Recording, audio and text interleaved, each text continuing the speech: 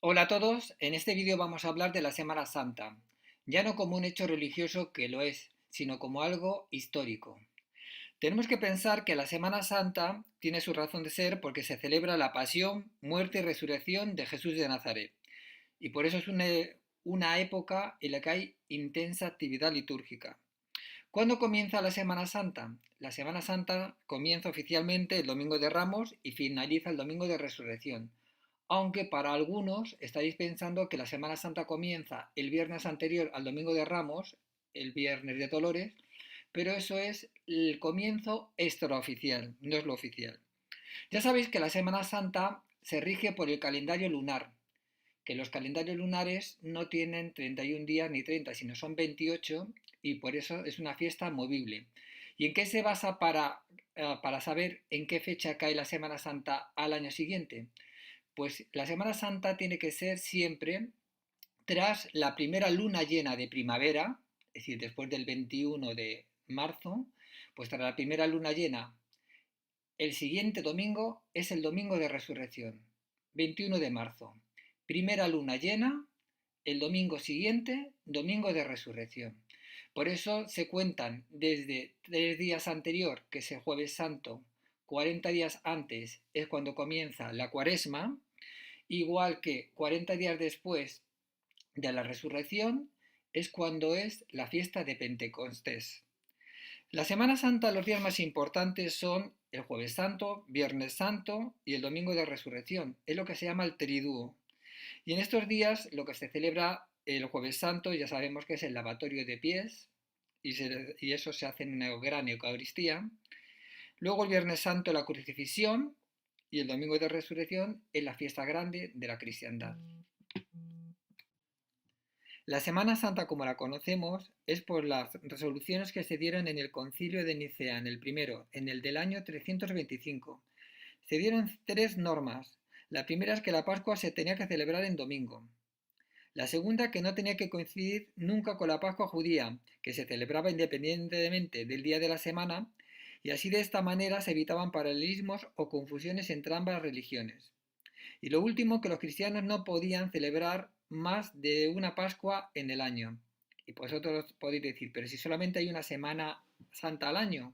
Sí, pero si hubiéramos seguido con el calendario lunar en vez de con el solar, podríamos tener perfectamente una Pascua en enero y otra en noviembre por la relación de meses lunares.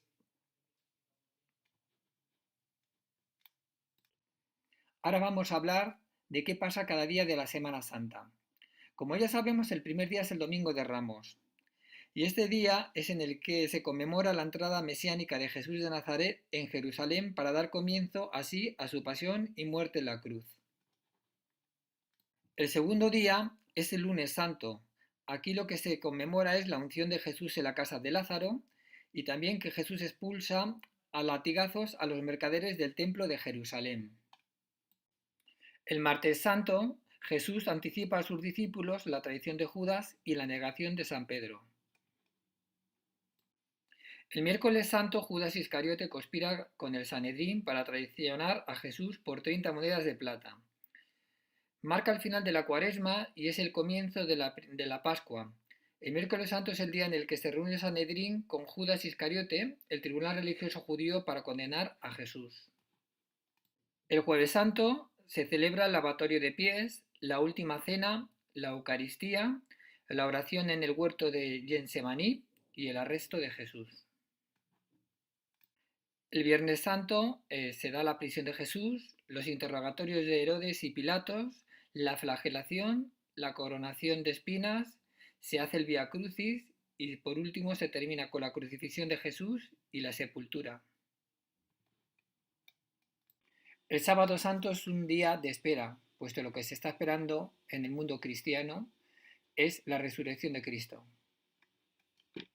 Y ya llegamos al último día de la Semana Santa, que es la Pascua, también llamada Pascua Florida, Domingo de Pascua, Domingo de Resurrección o Domingo de Gloria, que es el tercer día.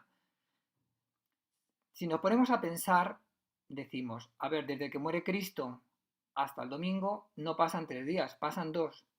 Lo que pasa es que las escrituras dicen que es el tercer día porque el cálculo que hacen es de día de calendario. viernes 1, sábado 2, domingo 3.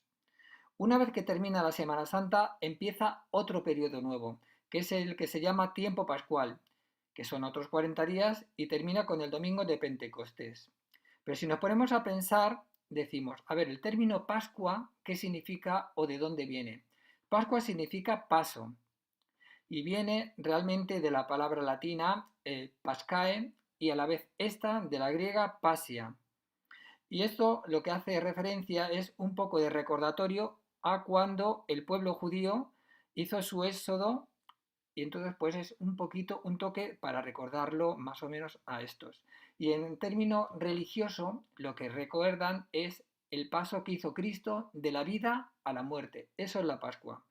También el término Pascua se puede utilizar para otras fiestas cristianas o católicas, como por ejemplo a la Navidad, que es lo que más nos viene a la cabeza, porque Felices Pascuas se decía muchísimo en época de Navidad. También se dice muchísimo en la Epifanía o adoración de los magos, felicitar las Pascuas. Y también se hace cuando es la venida del Espíritu Santo. O sea que la Pascua ya entendemos que sirve para varias fiestas de la religión católica.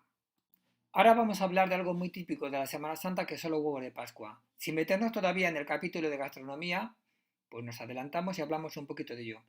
Los huevos de Pascua están muy extendidos en los países cristianos, como por ejemplo Estados Unidos, Alemania, Polonia, República Checa, Eslovaquia, Italia, Argentina, Brasil, Paraguay, Uruguay, Perú, Chile y en ciertas zonas de México. ¿Y cuál es su auténtico origen? Pues realmente los huevos de Pascua, aunque hay mucha leyenda que nos cuenta que provienen de aquí y de allá, originalmente vienen, ya digo, del Imperio Romano. ¿Por qué? Porque hay que recordar que el Imperio Romano, el año comenzaba en el mes de marzo, en primavera, y entonces era cuando se hacían las cosechas, cuando se iba a hacer las conquistas, cuando se iba a hacer toda la vida en una palabra.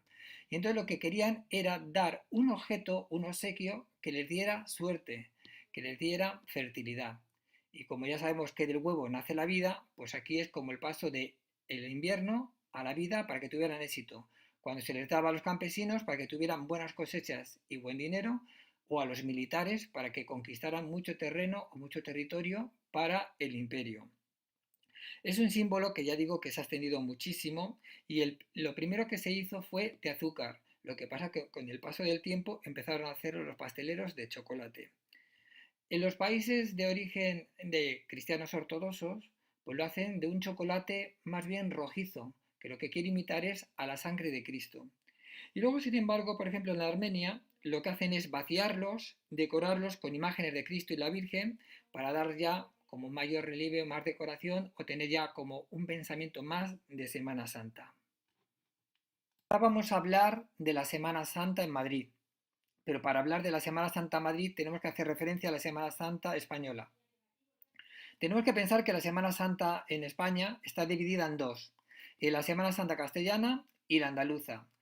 La Semana Santa castellana, pues las imágenes son de un dolor extremo y luego también que siempre son como más recogidas, más de interior. Y la Semana Santa andaluza, las imágenes son de un dolor más llevadero, más dulcificado y siempre pues son más, como dijéramos, de aclamación a la Virgen para consolarla. Contrasta mucho el silencio de Castilla con la exaltación andaluza. Madrid pertenecía a la Semana Santa castellana, aunque actualmente, si seguimos la Semana Santa que tenemos, pues vemos que ya nos recordamos más o que nos parecemos más a la andaluza. La primera cofradía de Semana Santa que había en Madrid, según nos cuentan las crónicas de la ciudad, dicen que ya existía en el año 1500 y era la de la Veracruz que salía desde el convento de San Francisco el Grande. Lo que pasa es que con el paso de los años desapareció. Luego ya las crónicas hablan de otras, de que había muchísimas procesiones de Semana Santa en los siglos XVII y XVIII, que se organizaban aquí en Madrid, eran pagadas por los gremios de los artesanos y dicen que eran suntuosas por la grandeza y la importancia de los desfiles. Lo que pasa que con el paso del tiempo todo va cambiando, aunque estamos todavía en la época buena. Y entonces aquí nació una congregación que era la del Cristo del Desamparo o de Fariñas, que era de las más importantes. Y años más tarde, también nace otra que la Congregación de Jesús Nazareno, que es la actual que tenemos. Y esta época, ya digo, en el 17 y 18, es el máximo apogeo de la Semana Santa madrileña. Llega el declive. ¿Con quién llega el declive de la Semana Santa madrileña? Con Carlos III. El rey dice que hay demasiadas procesiones, que no puede consentir que se cierren calles y que las calles estén abarrotadas por el peligro que había de la inseguridad. Y entonces decide cortarlas y decide cortar todo tipo de procesiones de Semana Santa en Madrid. Y da para ello una orden en el año 1777. ¿Cuándo vuelven otra vez las procesiones en Semana Santa? Ya nos vamos al año 1805, en el que el rey decide dar más que una nueva orden, pues dio, como dijéramos, una ley de unificación para que solamente hubiera una única procesión en Semana Santa. Esto lo que hizo fue pues hacer una Semana Santa pues más pobre, más austera y que no gustaba muchísimo. Y luego ya cuando termina la Semana Santa decayendo absolutamente es en época de Mendizábal, que a las cofradías les requisan todos los bienes y cae en una inmensa pobreza. La Semana Santa actual de Madrid, pues lo vamos a ver en las siguientes diapositivas. Como decía anteriormente, la Semana Santa Madrid actualmente recuerda más a la Semana Santa andaluza que a la castellana, porque se ha tratado de imitar esa Semana Santa porque es más famosa y conocida mundialmente, y aquí se ha imitado el tipo de procesionar, los tronos, incluso las imágenes que se sacan. La primera procesión en Madrid que sale es el Viernes de Dolores, que es la procesión de la Hermandad y Cofradía del Cristo de la Preciosa. La segunda ya nos tenemos que ir al Domingo de Ramos, en la que sale la procesión de los estudiantes y la procesión más conocida que es la borriquita. Después de las procesiones del Domingo de Ramos, las siguientes son las de Miércoles Santo. Aquí salen en procesión la de los gitanos y la de las tres caídas. El Jueves Santo, uno de los días más importantes de la Semana Santa, sale en procesión Jesús Nazareno el Pobre y Santa María del Dulce Nombre de la Su Soledad. Luego también sale la procesión del Divino Cautivo, la procesión del Gran Poder y la Macarena. El viernes salen en procesión Jesús de Medinaceli, el Cristo de los Alabarderos, la procesión del Silencio, la procesión del Santo Entierro, la procesión del Divino Cautivo y la procesión de los Siete Dolores.